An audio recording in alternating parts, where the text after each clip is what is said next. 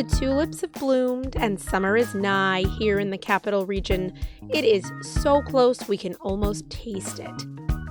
But it's not all good news this week. In fact, the stories that we're about to tell on this podcast are a little on the grim side, but they're compelling and worth telling. The week also brought a bad case of laryngitis for yours truly, so bear with me. Coming up on this episode of The Eagle, we'll discuss the strange and alarming case of an exorcism in Cobleskill. They're standing over the person reading a prayer and asking for the devil to be driven out. The murder of a young woman in Rensselaer County in 1908 still captivates the imagination across the country.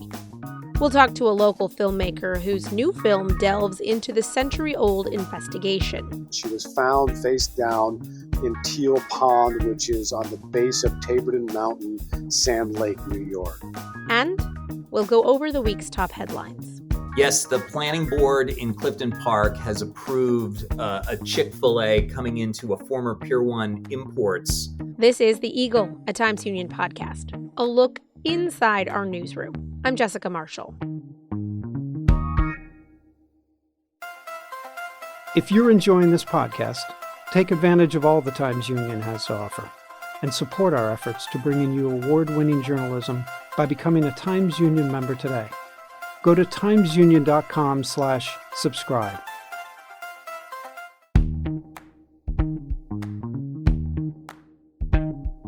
Welcome to The Eagle. I'm Jessica Marshall.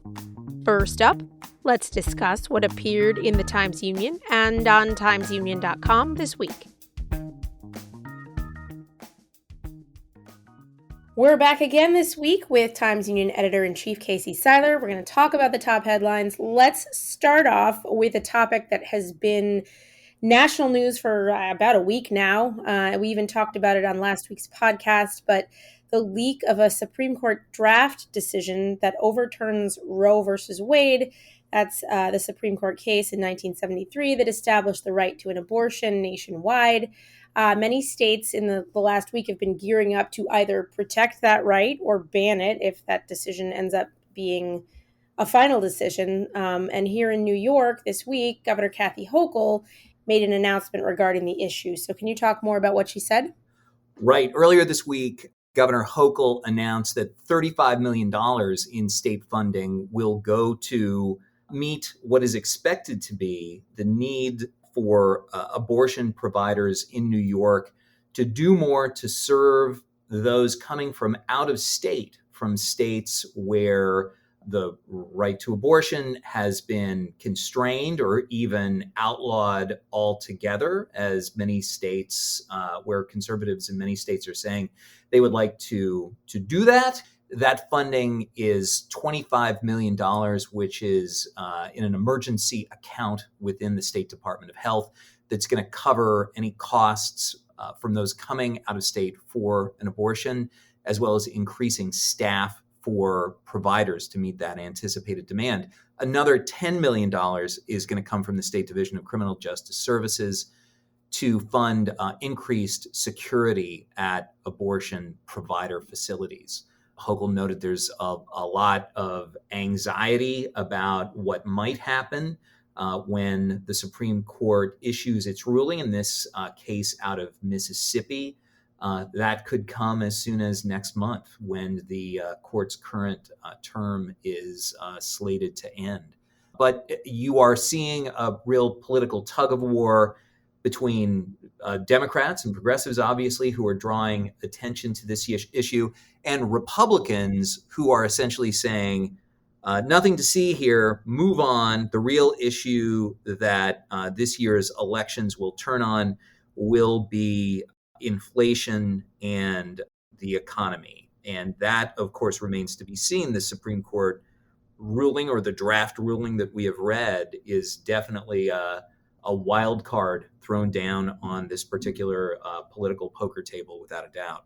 All right, moving on to the COVID situation. Been talking about it for 2 years now, but right now the capital region is pretty high up on the list of positivity rates. Can you tell us what the situation is currently? Yeah, just this week, as Rachel Silverstein reported, the Capital Region has recorded its highest COVID hospitalization rate since mid-February. And that, of course, was when the Albany County and the rest of the region were on the downside of the most severe surge, but things were quite serious.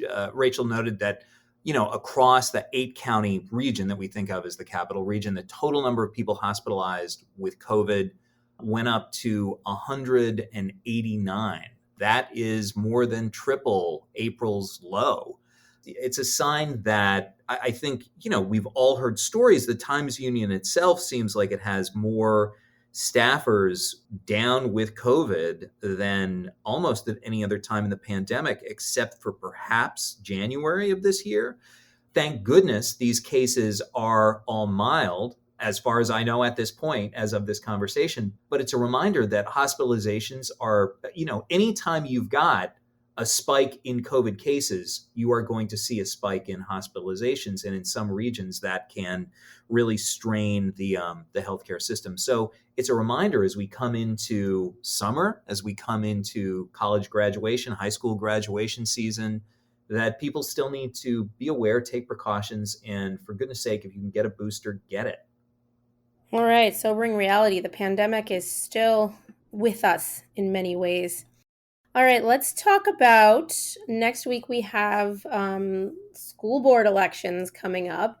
Now, these races have become quite charged across the country as parents' rights groups are affecting a lot of races, and they are affecting races locally. So can you tell us kind of what the scene is there? Yeah, you are seeing a lot of the same issues that are animating protests at school boards over mask mandates, over critical race theory, over parents' rights to eliminate or circumscribe what is taught in class. It's a conservative wave, and it's created really anxious and at sometimes emotionally charged scenes at school boards. It tends to overlap with the pandemic, but it's also been driven by other political wins. And the truth of the matter is that school board elections, and once again, these are coming up on Tuesday, listeners, Tuesday, can be extraordinarily low turnout races where an animated, energized, but very, very small minority of eligible voters in a community can really turn a race around. And there are concerns that school boards, which tend to be generally rather nonpartisan in nature, are becoming yet another venue for highly partisan debate and conspiracy theories that don't have much basis in reality. And that, unfortunately, is hitting home in the Capital Region as well, especially in some suburbs like Bethlehem. You are seeing sort of far-right candidates who are making their case. And people need to study up, and they need to get to the polls. All right, we'll have full coverage of that next week. All right, let's talk about what could be one of the catchiest criminal monikers in recent times here locally, at least in my opinion. We're going to talk about the Casanova con man. So tell me, who is he and what happened with him this week? Yes, this is Paul Carter, who had been living in Watervliet under the name Paul Hamilton, and he was born Paul Cristello, and he is something of a celebrity, a rather notorious celebrity in Australia after media reports from about 3 years ago detailed allegations that he had taken advantage of past romantic partners, including wives.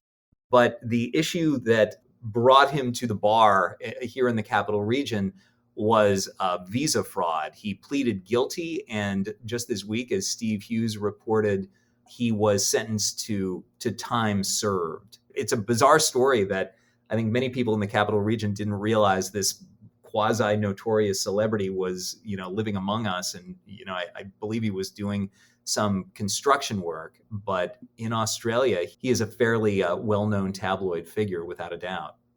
With a catchy moniker, that's for sure. All right, one last topic for today, one that has a lot of people around here excited. We are going to get an actual brick and mortar outside the airport Chick-fil-A. Tell us about it. Yes, the planning board in Clifton Park has approved a Chick-fil-A coming into a former Pier 1 Imports site right near Route 146, 304 Clifton Park Center Road. So we have written before about the popularity of the Chick-fil-A at the airport, but since it's on the other side of the security port, people have gone to the extent of actually buying a cheap ticket, going in, buying Chick-fil-A, and just leaving, not actually going on a trip. So among Chick-fil-A aficionados, every turn of the screw on this story is a big deal.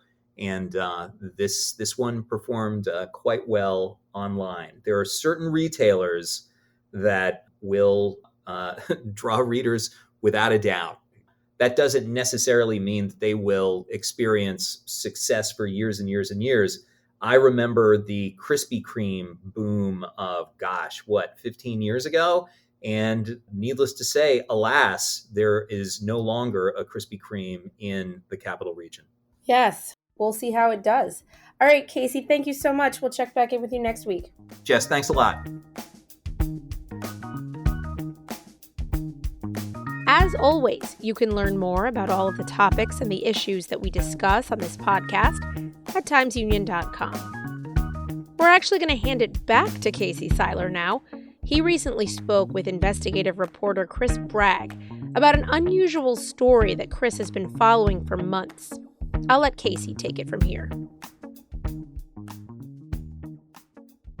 And it's a pleasure to be talking actually in person in my office, which is something new for me, with Chris Bragg, our outstanding investigative reporter, who I don't think has ever written a story, at least not in the TU, like the one that was published in our print edition last Saturday under the headline "An Exorcism in Cobleskill." So, Chris, thanks. I know you've been working on this one for a long time. And I guess the first question is, who was Max Ledwidge? Yeah, Max Ledwidge was a 26-year-old man who committed suicide in last July. He jumped off the Grand Canyon, which is, a very dramatic and terrible way for him to die. He was known by friends and family as a very kind and brilliant person, but over the last year or so of his life had these serious mental issues that cropped up. First, with the COVID pandemic starting and starting to believe in online conspiracy theories, and then getting immersed in a church that had its own very unusual conservative views, and those things kind of mixing together and ultimately resulting in his death. And certainly, I would say it's fair to say it's all a very strange and very tragic story. But certainly, one of the oddest elements of it is the fact that at the end of 2000, when Max Ledwidge was staying at a monastery run by this religious order, the Genuine Orthodox Christians of America, out in Cobleskill, that is a community just about, less than an hour west of Albany, that it was determined by the church's or this monastery's leadership that he had been possessed by a demon, quite literally, and that he needed to be subjected to the rite of exorcism. When we all think of exorcism, we think of the William Friedkin, hit movie from almost 50 years ago. But exorcism persists in some kind of corners of especially the Catholic faith. Is that right? That's correct.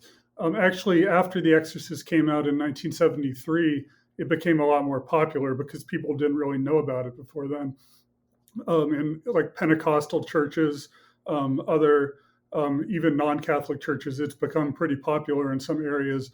Less is known about the Greek Orthodox Church and exorcism. It's not something that's been studied to a great degree, but it's actually been around in the Greek Orthodox Church for hundreds of years. So it's not like the movie, and the people at the monastery made that clear that they're not dealing with crazy special effects like the movie or something like that, right? Right. They're standing over the person reading a prayer and asking for the devil to be driven out. But according to Metropolitan Demetrius, the head of this monastery, Max was exhibiting signs like shrieking, talking with multiple voices, screaming, shaking. And this supposedly happened especially when he was having these exorcisms. There were at least two. I think it's worth noting that a lot of what's in this article is based on Metropolitan Demetrius's account, and he was answering questions from a newspaper defending himself.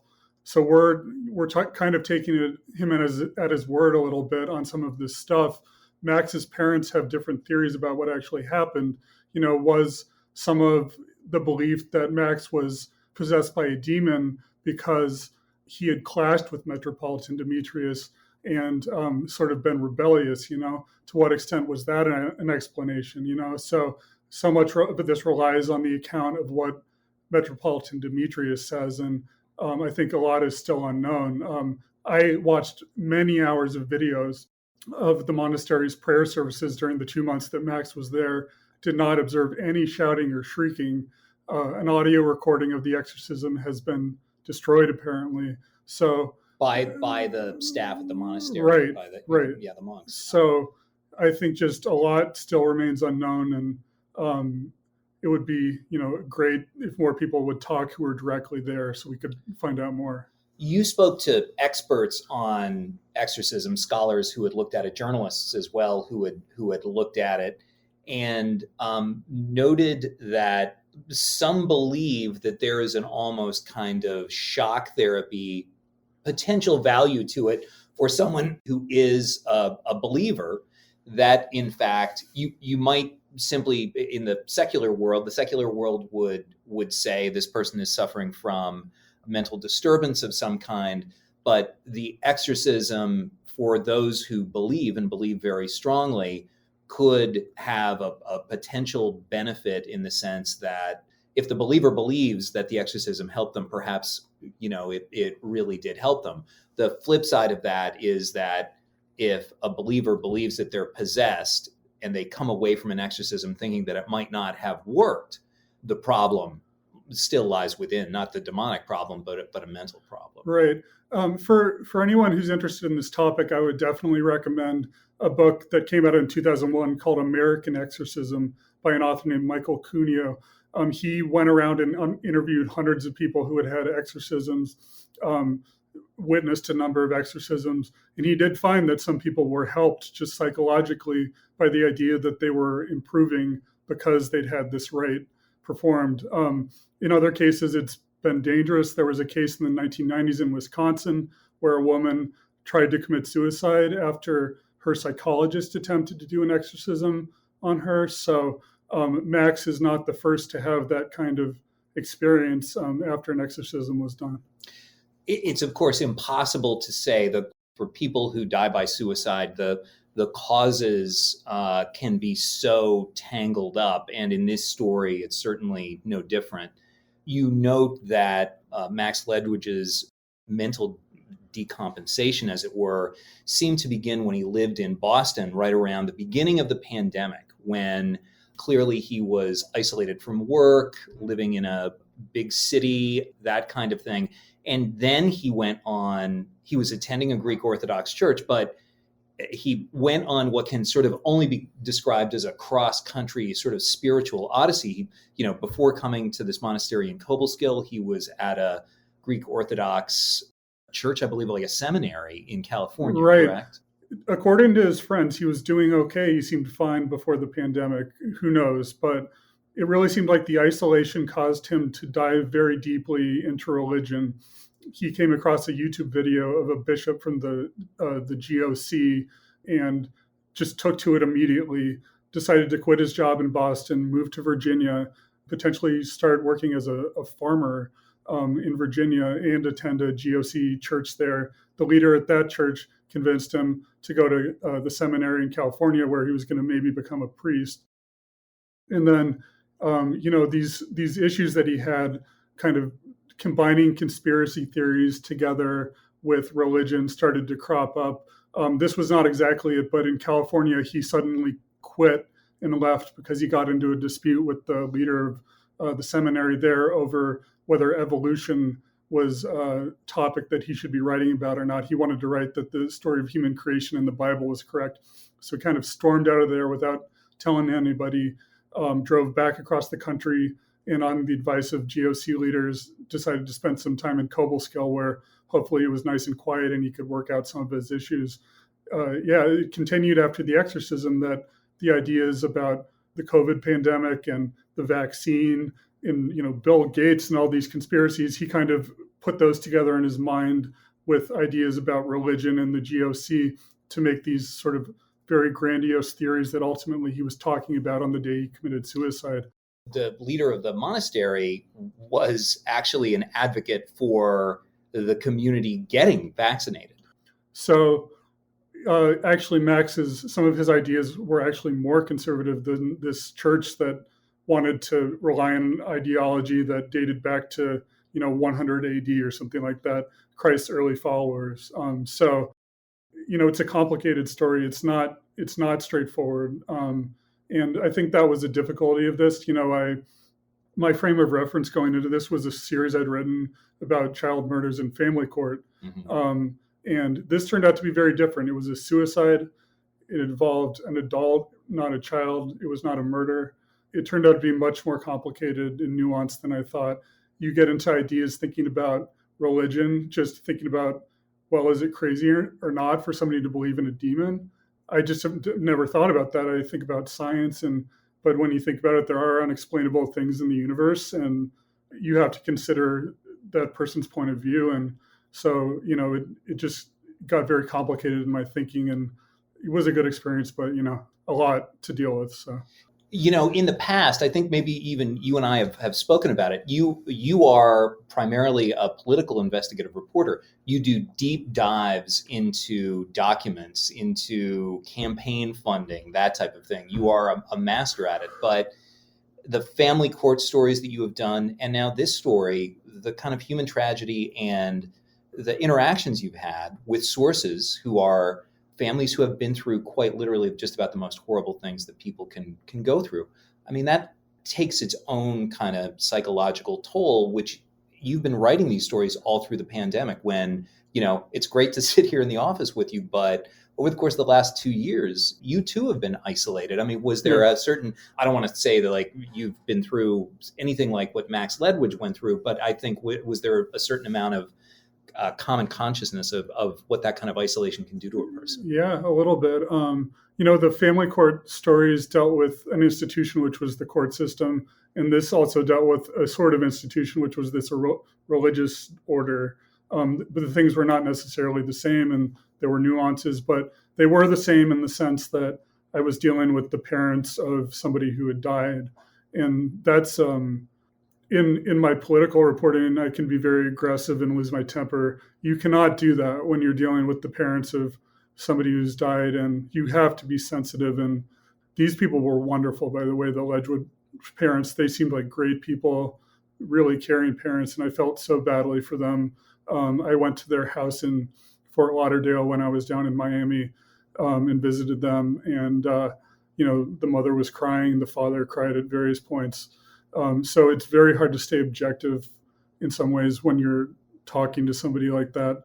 So that was a challenge in this story, was trying to stay objective. Right. And I think hopefully we pulled that off, but honoring the memory of somebody while also getting into their very deep mental health issues is not an easy line to walk. And I'm sure, in fact, I know that this was a tough article for them to read. So. Yeah. I thought it was very fair. I thought it was fair to the monastery, fair to this fairly singular faith that you were writing about that I think most readers have never heard of, and very fair to the family, while of course recognizing that they've been through a trauma and there are aspects of their son's life that even they are sort of not fully aware of. So thanks very much. An Exorcism in Cobleskill. It's a long story, one of the longer ones we will probably run in the Times-Union this year, but it's definitely well worth your time, and I hope readers will check it out.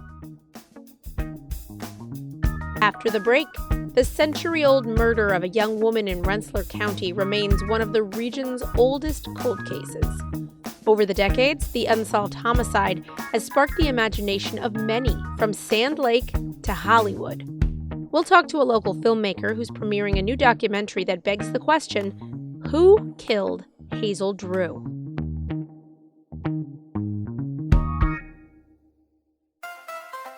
If you're enjoying this podcast, take advantage of all the Times Union has to offer and support our efforts to bring in you award-winning journalism by becoming a Times Union member today. Go to timesunion.com/subscribe.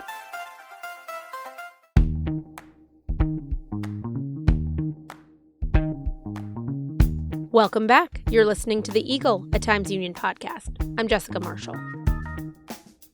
In the summer of 1908, Rensselaer County was booming. The city of Troy was one of the wealthiest cities in America. The Collar City was a powerhouse of industry. Rural parts of the county, like Sand Lake, were idyllic summer vacation destinations. In that same year, 1908, a lovely young governess was found face down in a pond in Sand Lake. It was clear that she'd been murdered. More than a century later, we still don't know who killed who killed Hazel Drew. Filmmaker John Holser joins me now to discuss his new film, which attempts to answer this very question.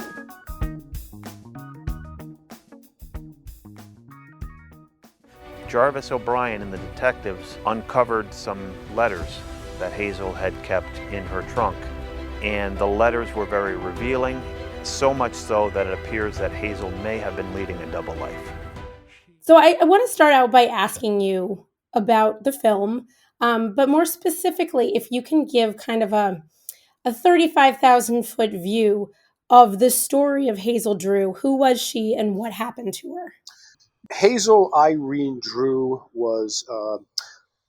she was killed in 1908. She was murdered, and she was found face down in Teal Pond, which is on the base of Taborton Mountain, Sand Lake, New York. Somebody said, did you know that there was a connection between the Hazel Drew murder and Twin Peaks? The murder became kind of a folklore story that Mark Frost, who is the co-creator of Twin Peaks, heard when he was a young boy spending summers with his grandmother. It stayed with him up until his adult years when he collaborated to create the series Twin Peaks and the character Laura Palmer. Laura Palmer is loosely based on the life and the death of Hazel Irene Drew. The Hazel Drew thing is the eruptive crime. I mean, it's the thing that puts everything in motion, and that really was the center of the story right through season 3, Laura Palmer. That is a wild connection. Yeah, so the film is basically a journey back with some amateur detectives trying to uncover more clues, and which we did, and trying to figure out who killed Hazel Drew. Gotcha. Now, the story of Hazel Drew, as you said before, was, a mystery that's kind of captivated folks in Rensselaer County for going on, 120-something years now, or almost 120 years. Now, you are from Rensselaer County. I know that. What about the story captured your imagination and kind of ultimately led you to make this film? I heard about the story in 2017 when it became a social media sensation, and I noticed that the London Sun, had like 6,500 hits on it, and a friend of mine shared it. Yeah, I mean, Kim Kardashian, I started looking at it, and she only had like 6,000. The week before she did something. I'm like, this thing is hot. And so, as a filmmaker, a few things hit my interest. One, of course, we want to make sure we have an audience. And so I said, if this many people are interested in this, which I knew very little about at the time, then I think there's an audience. There's an audience that's hungry for more information. Two, my great-grandfather has a home, which I now own, less than a mile from Teal Pond, which is where she was found face down, and less than a mile from where she spent a few years living with her family and her uncle. So I am absolutely sure that my ancestors knew her. So that was definitely a connection that I wanted to research. Wow, that got personal real fast, right? Yeah, yeah, and I'm glad I didn't find out anything that I didn't want to find out. So that was good too. Sure. Now let's talk about the film a little bit more. Don't give me any spoilers, obviously. We want people to go see this film, but did you learn anything that wasn't already published? Did you learn anything new? Do you draw any new conclusions? Like, can you tease that a little bit? One of the things that happened during the making of the film was I got a call from a guy who is a professor in California whose family is from this area. I'm not going to give up the last name right now. You'll have to see the film to find that out.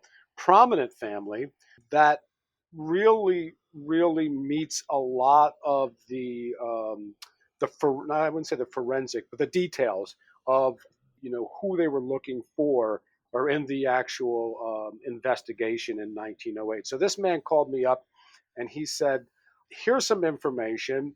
And it turns out that my grandfather matches X, Y, Z, and a few more other things. Do you want to talk? And we definitely followed that lead. And it uncovered some other things that ended up matching some of the stuff that we also found in the newspaper, that a book was written just prior to the coming out of the film, that information didn't make it into the book. So yes, there's some new information matching this man with some of the investigative information that came out in the papers in 1908. That's really exciting. Let's go back a little bit, if you don't mind, and talk about Hazel herself. What were kind of the circumstances? Like, what was she at the time? I think if my memory serves, she was like a governess or something. Can you kind of go into some of the specifics there? Hazel grew up here in Sand Lake, Posenkill, on the mountain here, Taborton Mountain. She went to work at 14 years old in the city of Troy, which at the time was just a powerhouse full of opportunity and some danger, obviously. And she was working as a domestic servant first for two prominent families in Troy, but then she went to work as a governess for Professor Carey, who was both head of engineering at one point at RPI and also was the head engineer in Troy. Also, political affiliations with some of the messiness that happens in the film that is kind of intriguing. So she definitely ran in very influential circles. Yeah, that's one of the things that a number of us were really kind of intrigued by. Her aunt very likely had connections. Our aunt plays a big role in this film as a very contradictory character, and we think her aunt had connections and got her into the mainstream very quickly. She was also described as being, a beauty among beauties. And, sometimes that also can just open doors. And we think that also played a big role in opening doors for Hazel and ultimately a dangerous door. It took a while to get this film together. Did the pandemic like have an effect on it? Were you done shooting by the pandemic, or what kind of was the process there? So this is definitely an independent film. There was a couple of things that created some bumps in the road along the way. The pandemic was certainly one of them. That came along more along the time when it was time to do the premiere. So I was already finished shooting and edited, and we had actually scheduled a time at the Troy Music Hall to premiere this in 2020. And Oh, that's so disappointing. You oh must have yeah, been crushed. I yeah, it really, and actually we had to cancel the premiere twice because of first of all, once everything was closed, and the second time we got another surge, and then enough people that were important to the film were not comfortable being in an inside audience, and so we had to do it the second time. So yeah, it's been a little bit of a struggle. So we're glad that this Mm. one's going to go. Is there anything else that you wanted to mention about the film or making it or about the story of Hazel Drew? No, I guess the only other thing I would say is we have a Facebook page, Who Killed Hazel Drew, and also website hazeldrew.com. Very simple. And so if you would like to, keep up with the story and or find out, how to, we will be streaming it after the premiere. We'll be offering it through streaming. We're looking at other opportunities to view it throughout maybe the end of the summer or something like that. So that'll be the place to find that out too. All right, that's it for this week. I'm Jessica Marshall. We'll be back next week with another look inside the newsroom here at the Times-Union. In the meantime, check us out on Facebook, Twitter, YouTube, and Instagram. Or head over to timesunion.com for the latest news and features. The Eagle is a production of the Times-Union. It's produced and edited by me, Jessica Marshall, with help from the Times-Union digital team and the newsroom. Special thanks this week to Casey Seiler and Chris Bragg for their contribution to this episode.